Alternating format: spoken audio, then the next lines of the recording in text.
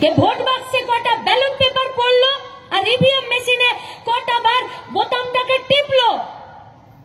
এখনো ঘাম ঝরানোর মানুষেরা শুধু দুর্গাপুর নয়, এ গোটা ভারতবর্ষের আনাচে কানাচে লুটে খাওয়াদের বিরুদ্ধে মাথা উঁচু করে লড়াইটা করছে। देखने वालों के भीड़ में करने वालों का नाम है।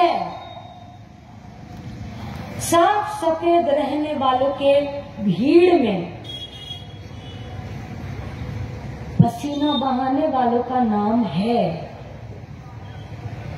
गर्दन झुकाने वालों की भीड़ में रीढ़ को সোজা দৃঢ় রাখার লোকেদের নাম আছে।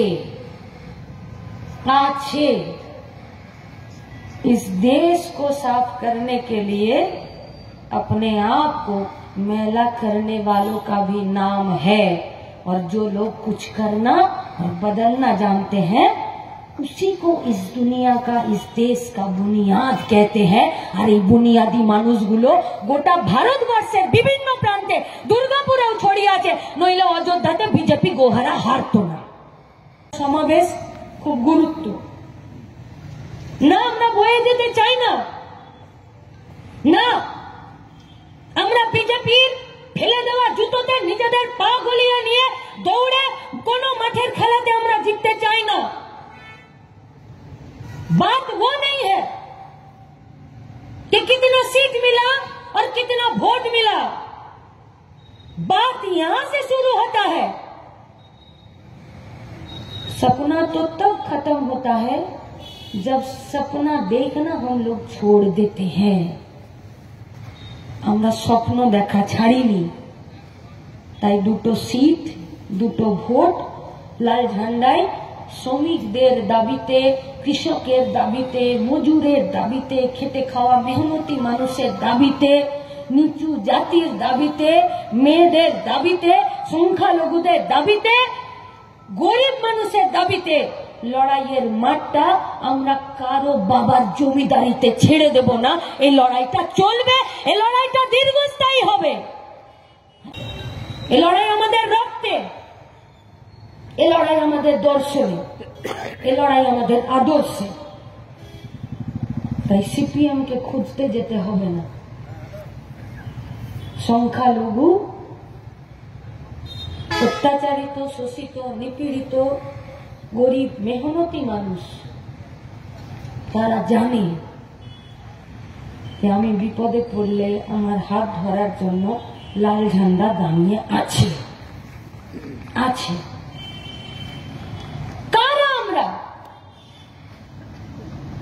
আজকে এই মাঠে উপস্থিত আছি, আচ্ছা এই মাঠে আমরা যারা উপস্থিত নেই, সকালে আরো একটা ইস্পাতের ব্লাড ডোনেশন ক্যাম্পে টোটো চালিয়ে এলেন একজন 36 বছরের মেয়ে। এলো, বলল রক্তদান শিবির হচ্ছে, বলল হ্যাঁ, বলল আমি ব্লাড দিতে চাই। এলো, ব্লাড দিল, সার্টিফিকেট নিল, হাতে স্মারকটা নিয়ে যখন বেরিয়ে যাচ্ছে, আমরা যখন জিজ্ঞেস করলাম যে আমাদের সাথে লড়াইয়ে থাকবেন, তখন বললেন যে আমি তো সময় কম দিতে পারি, কারণ আমি ঘাম ঝরিয়ে খাই, টোটো চালিয়ে খাই, তাই এই লড়াই আমার কাছে। আর আপনারা রক্তদান শিবির করেন বলে আমি এই ব্লাড ডোনেশন ক্যাম্পে এসে রক্তটা দিয়ে গেলাম। প্রতিষ্ঠা করতে, সংবিধানকে রক্ষা করার কাজও আমাদেরকে করতে হবে। তাই যারা আমাদের এই মাঠের বাইরে দূরে দাঁড়িয়ে আমাদের কথা শুনছেন, आप लोगों के पास हम लोगों का विनती है,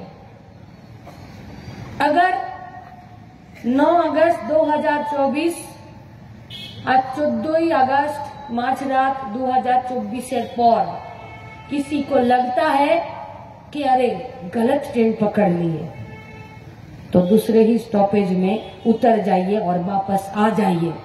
जितना देरी होगा डिसीजन लेने में, वापस आना उतना ही महंगा पड़ेगा। তাই রাস্তায় দাঁড়িয়ে মানুষের স্বার্থে, কাজের স্বার্থে, রুটির স্বার্থে, রুজির স্বার্থে, ঐক্যের স্বার্থে, রাস্তে আসুন, লড়াইটা রাস্তাতেই হোক, দেখা রাস্তাতেই হোক, রাস্তায় জোর কদমে টিকে থাকার লড়াইয়ে প্রত্যেককে সামিল হওয়ার আহ্বান জানিয়ে আমি আমার কথা শেষ করছি। ইনকালাব জিন্দাবাদ। অন্যায়, অত্যাচার, নির্যাতনের বিরুদ্ধে কোনো বিচার হবে? এটা প্রথম ব্রুটালি রেপ এন্ড মার্ডার না, এর আগে অসংখ্য ঘটনা ঘটেছে। বিশ্বাস করতে পারছেন? কালকে আপনার বাড়ি থেকে কারো হাত পা টেনে নিয়ে চলে যাবে, তারপরে এই পশ্চিমবঙ্গের পুলিশ থেকে শুরু করে সরকার, আইনি বিচার ব্যবস্থা তার কোনো নিদান দিতে পারবে, তার কোনো ন্যায় করতে পারবে?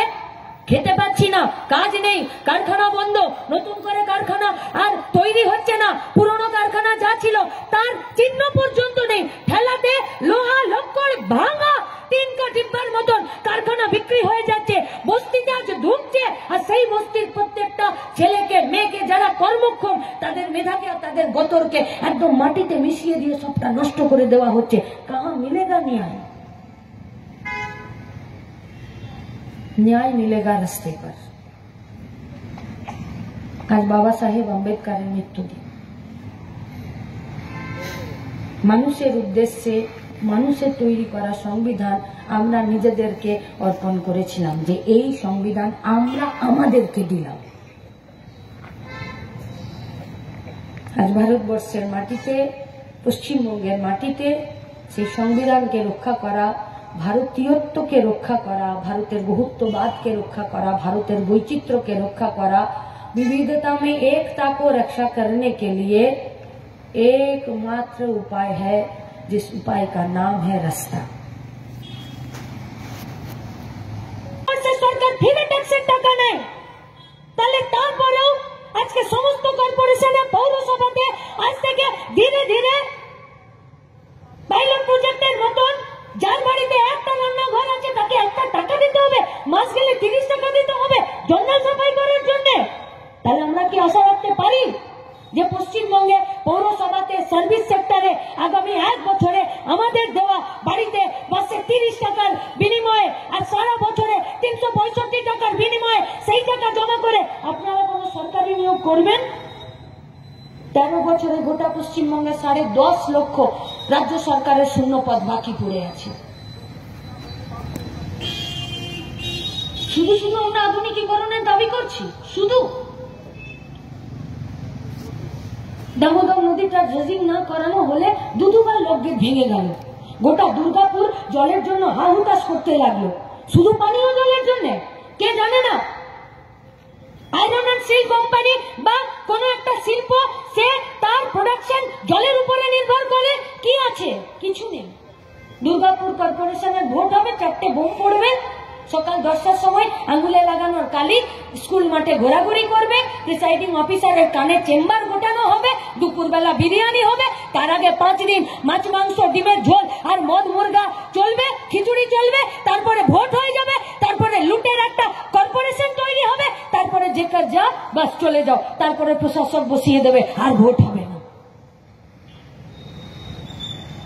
প্রশ্ন করার জায়গা আছে? কেন শুভেন্দু অধিকারী, সুকান্ত মজুমদাররা সীমান্তে যাওয়ার জন্য এত ছটফট করছেন? মনে হচ্ছে যেন শুভেন্দু অধিকারী হাইজাম্প দিয়ে কাঁটাতারের বেড়া পার করে দিয়ে বাংলাদেশ পৌঁছে যাবেন। अगर हिम्मत है तो देश का प्रधानमंत्री को बोलिए कि बांग्लादेशेर स्थितिशीलता बजाय रखार जन्य भारतवर्षेर गोटा दुनियार राष्ट्रपुंजे आपनार यदि दम थाके ताहले आपनि चिठी पाठान। अरे जिसका दम यहाँ पर आकर खत्म होता है, যখন মণিপুরে মাদেরকে ন্যাংটো করে হাঁটায়, যখন একটা প্রধানমন্ত্রীর মুখে রা বেরোয় না, তারা সংখ্যালঘুদের অধিকারকে সুরক্ষিত করার জন্য রাস্তায় নামতে পারে না। আমরা এখনো দেখি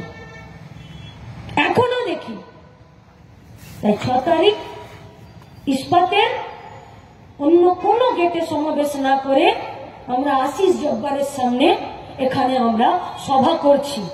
66 5 আগস্ট 6 আগস্টে আশিস সেনগুপ্ত আর আব্দুল জব্বার শ্রমিকের হকের ন্যায্য দাবি আদায়ের জন্য পুলিশের গুলিতে খুন হয়েছিল। जब श्रमिक के ऊपर बात आता है तब हम लोगों का बस एक ही परिचय होता है, আমরা শ্রমিক। আর অন্যদিকে যারা আছে তারা মালিক, তারা চায় যে শ্রমিককে কি করে মেরে ফেলা হোক,